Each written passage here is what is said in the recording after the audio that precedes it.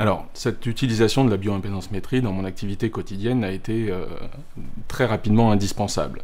Dans ma patientèle, j'ai deux catégories de patients, ceux qui veulent perdre du poids ou ceux qui veulent en gagner éventuellement. Dans la grande majorité des cas, évidemment, c'est une demande de perte de poids. Et la demande de la personne, c'est de perdre du poids, évidemment, en particulier de la masse grasse, de la graisse. Ceux qui veulent gagner du poids auront plutôt tendance à vouloir prendre de la masse musculaire. Donc si je ne me fie qu'à une simple balance qui me permet de ne mesurer que le poids total, je ne pourrai pas répondre précisément à cette demande.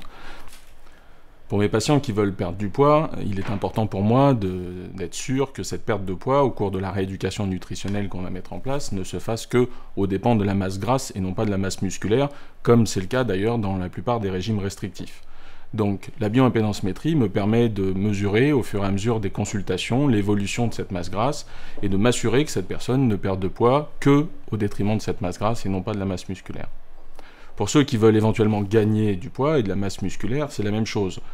Lorsque, au cours d'une rééducation nutritionnelle, par exemple suite à une période d'anorexie, la personne veut reprendre du poids, c'est à moi de lui garantir qu'elle ne prend du poids que dans la masse musculaire, dans la masse osseuse, et pas trop, ou en tout cas suffisamment, dans la masse grasse.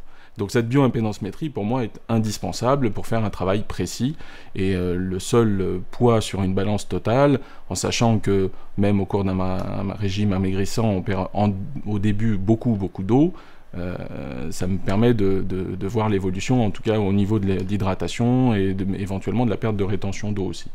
Alors au début, j'ai utilisé des appareils monofréquences, mais ces appareils ne donnent que peu d'informations, en particulier juste un pourcentage de masse grasse et un pourcentage d'eau totale.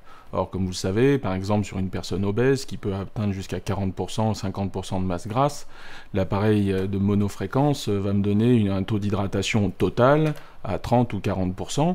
Or, ça ne veut pas dire que mon patient est déshydraté. Donc j'avais besoin d'aller un peu plus loin dans les mesures, dans la précision des mesures, et savoir si ma personne était bien hydratée, et donc d'essayer de mesurer cette hydratation en enlevant la partie de la masse grasse qui, justement, est exempte complètement d'eau. Donc j'ai besoin de savoir surtout si les muscles et les tissus nobles sont bien hydratés. Donc cet appareil multifréquence me permet d'isoler ce taux d'hydratation hors graisse, qui me permet de faire un travail plus précis.